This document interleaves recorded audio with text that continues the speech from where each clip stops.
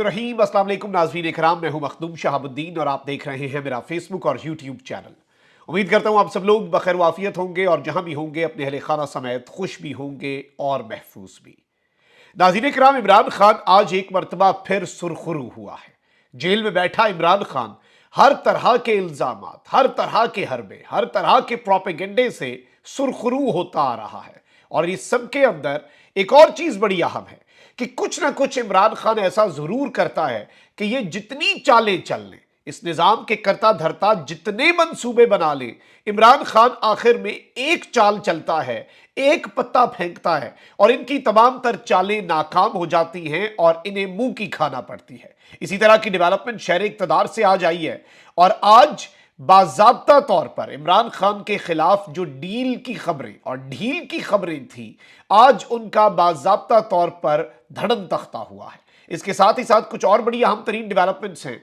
Commissioner Rawalpindi साबका लियाकत चट्ठा, जिनकी press conference ने पूरे का पूरा निजाम हिला के रख दिया था, वो एक मरतबा फिर मंजर-ए-आम पर आए हैं और कमिश्नर रावलपिंडी ने एक और बयान दिया है, एक और बयान दागा है और उनका मौकफ, क्योंकि उसकी तब्दीली के हवाले से खबरें चल रही थी कि प्रेशर बिल्डअप किया जा रहा है। कमिश्नर रावलपिंडी जो है साबिक लियाकत चट्ठा, उनके मौकफ में तब्दीली और उनके बयान में तब्दीली के हवाले से उस सब के अंदर भी कुछ डेवलपमेंट्स हुई हैं।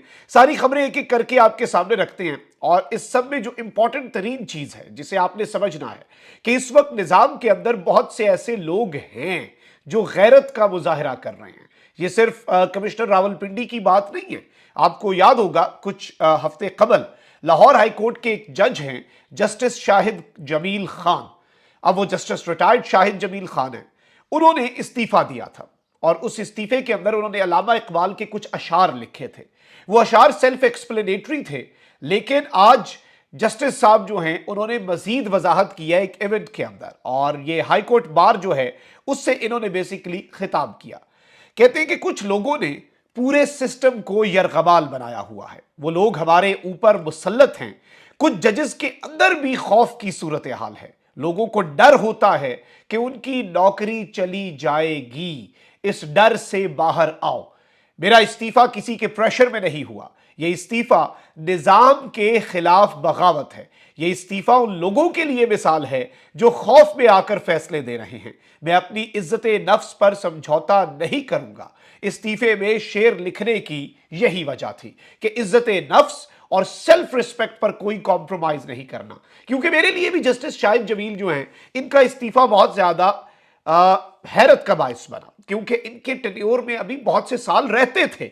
इन्होंने अगले 4-5 साल अभी प्रॉपर फुल फ्लेज तरीके से लाहौर हाई कोर्ट का जज रहना था और इतनी लंबी अपनी जो आप कह लें मुद्दत मुलाजमत, उसे लात मार देना। तो आज इन्होंने ये बात कही है कि इस सिस्टम को कुछ लोगों ने यरगमाल बनाया हुआ है और कुछ लोग हैं जो इस सिस्टम पर मुसल्लत हैं और जजेस के अंदर भी खौफ की सूरत हाल है। और सबसे बड़ा डर जजेस के अंदर जो है उस पर अफसोस होता है, वो डर है नौकरी चले जाने का। मैंने सिर्फ एक मिसाल दी है कि इसके साथ भी गुजारा हो सकता है। आप नौकरी से इस्तीफा देकर अपनी गैरत पर कोई कॉम्प्रोमाइज ना करके जबर और तसल्लुत के जो बुत हैं उन्हें तोड़ के खौफ के और इस तरह के फैसले ना देकर कि जी आपको कोई लिखा हुआ फैसला आ गया, अगर नहीं देंगे तो आपकी नौकरी चली जाएगी, तो चली जाए नौकरी, क्या हो गया, इज्जत तो होगी ना, इज्जत नफ्स पर तो कॉम्प्रोमाइज नहीं होगा।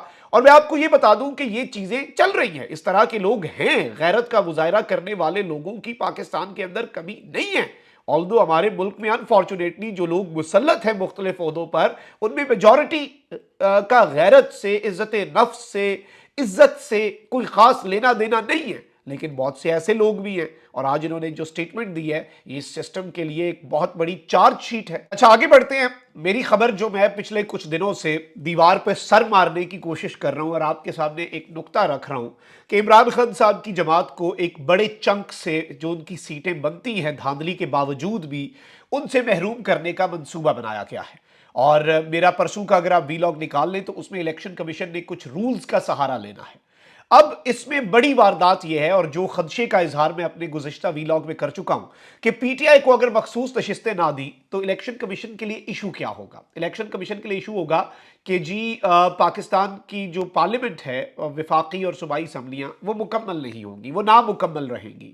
لیکن معاملہ اتنا سادہ ہے نہیں، یہ اس سے بھی بڑی واردات ڈالیں گے۔ یہ پی ٹی آئی کا حق جو ہے، جو پی ٹی آئی کی سیٹیں بنتی ہیں، یہ پی ٹی آئی کو نہیں دیں گے، سنی اتحاد کونسل کو نہیں دیں گے، تو یہ باقی جماعتوں میں بانٹیں گے۔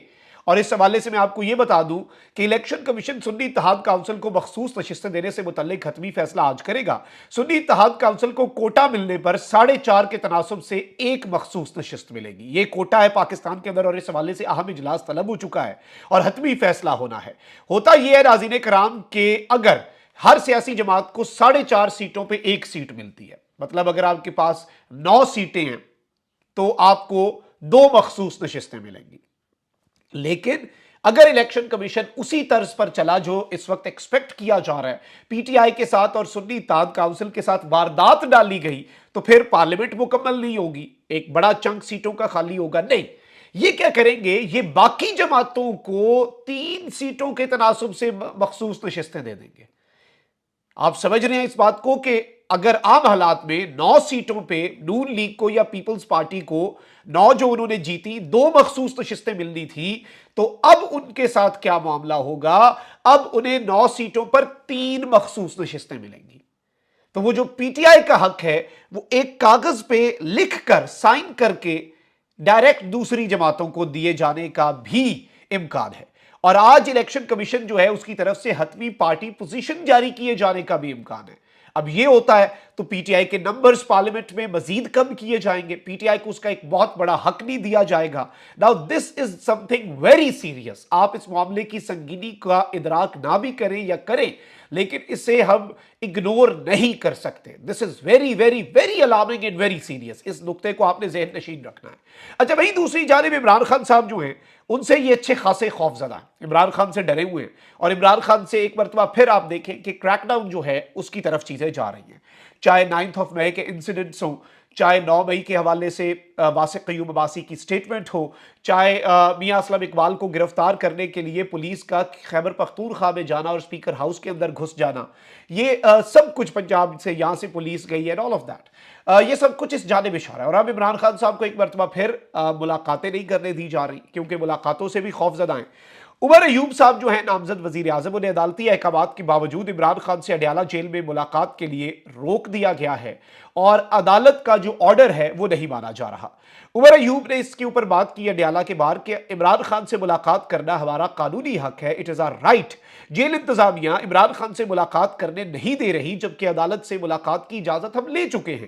کیا اب اگر پاکستانی عدالتوں کی یہ بات نہیں مان رہے تو کیا ہم انٹرنیشنل عدالتوں میں جائیں کہ ہمیں اپنے لیڈر سے ملنے نہیں دیا جا رہا، ہمیں اپنے لیڈر سے ملنے دیا جائے؟ تو یہ ایک بڑا اہم نقطہ ہے، ظاہری بات ہے، اور اس کے اوپر دیکھتے ہیں کہ کیا ہوتا ہے۔ لیکن آپ اس سے چیزوں کی ڈائریکشن سمجھ سکتے ہیں کہ سسٹم ایک مرتبہ پھر تھوڑا سختی کرنے کے موڈ میں نظر آ رہا ہے پی ٹی آئی کو لے کے۔ اب ذرا بڑھتے ہیں، کمشنر راولپنڈی صاحب کا جو ہے لیاقت چٹھا، انہوں نے ایک پریس کانفرنس کی، اس کا بھوچال آ گیا۔ اس کے بعد ناظرین کرام الیکشن کمیشن نے ایک کمیٹی بنائی۔